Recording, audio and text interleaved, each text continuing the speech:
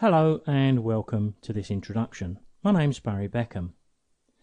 HDR photography has been around for some time now, and I'm sure most will know that HDR stands for High Dynamic Range.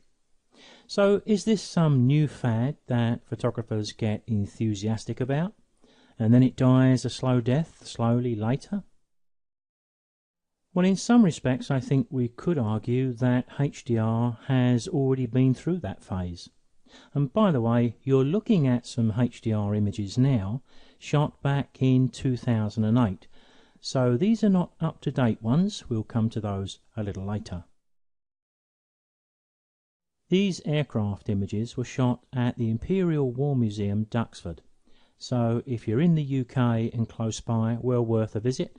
Do take your tripod because you'll need it. So in theory, HDR is pretty simple. It's that in high contrast conditions, but not exclusively high contrast, we shoot a series of images which capture the full range of exposure in the scene. Typically 3 images, but it's not limited to 3. You can use more images, but my experience tells me more is not always better.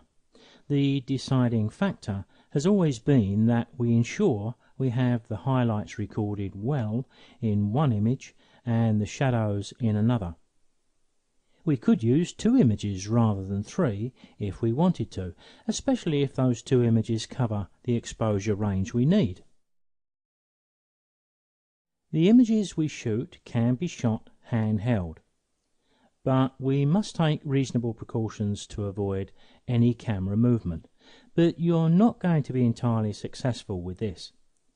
You will get movement between each shot, no matter how careful you are. Just ensure that you limit the movement between the 2, 3, 4 or however many images you're using. If you do have a tripod to hand, then use it and shoot the images in Aperture Priority, so the exposure changes between the shots you've taken are made with the shutter speed rather than the aperture.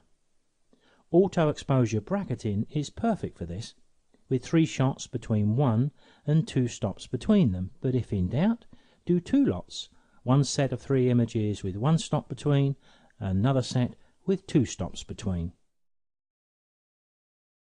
In the past, we've had to use third-party software to merge the images together to get a good result. And in my experience, the results were very hit and miss. When it worked, it seemed to work extremely well, but we just couldn't seem to rely on it. And I guess that's one reason that it's not used quite so often these days. Perhaps the new tools in Adobe Camera Raw will change that. The other issue I had with the HDR of old was that in many cases it gave a very surreal and unnatural look to the final result. Now in some rare cases this could actually be a positive thing, but for the majority of the images I found it wasn't. If you can spot a HDR image from 30 paces away, generally that's not so good. So I think over the past few years HDR has lost its popularity, but it still rears its head sometimes, but it's never really become popular enough for any length of time. Now perhaps the reason was the process itself, the need for third-party software. I've never been a big fan of the Adobe HDR, I have to say, although things have now changed. It could also be the surreal look we often got, and also that HDR images needed almost as much Photoshop work to make them acceptable as we would have done if we didn't use HDR. So the argument could be made, why bother? The upgrade to Photoshop and Lightroom Creative Cloud in June 2015 has improved both HDR and panorama workflows. I reserve full judgment, but the results so far are better than I've been able to consistently achieve in the old days of Photoshop CS3 back around 2008 when these shots were taken. So what I have in this download is 3 individual videos. So we can look at a range of subjects, and one of those has movement in it, movement of water and movement of a boat. Together they'll run for about 40 minutes in total. You're looking at one of the images we create during the recording of the first of the 3 videos. So this one is bang up to date using Photoshop Adobe Camera Raw 2015. We first need to merge the images, and then that leaves us with a HDR image which has a very wide latitude. Then we can finish off in Adobe Camera Raw and Photoshop as we see fit.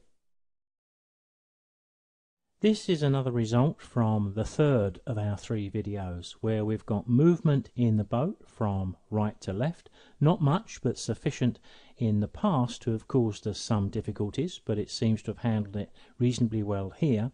And of course there's even more movement in the waves over the 3 shots that were used. The second video created this image, which had a number of other problems, massive converging verticals, and also some problems with colour introduced by the HDR process. And of course when we start to use graduated filters, we have a problem where they start to encroach into the tops of buildings, or in our case here into the chimney stack, so we're able to demonstrate how we can deal with those in Camera Raw too. Now I'm aware that many of you may want to have a try at this but don't have any images to hand, so I'm going to include 9 raw images plus the 3 final images we created with the download. Now that does push the file size up a little bit, so you'll be downloading a 320 megabyte file, but in a test it took me less than 10 minutes to download. Now these videos are suitable for Photoshop CC users and also Lightroom CC users, because the process in both is virtually identical. There's a slight difference with Lightroom to start off the process, but it takes me a couple of minutes and I've demonstrated that too.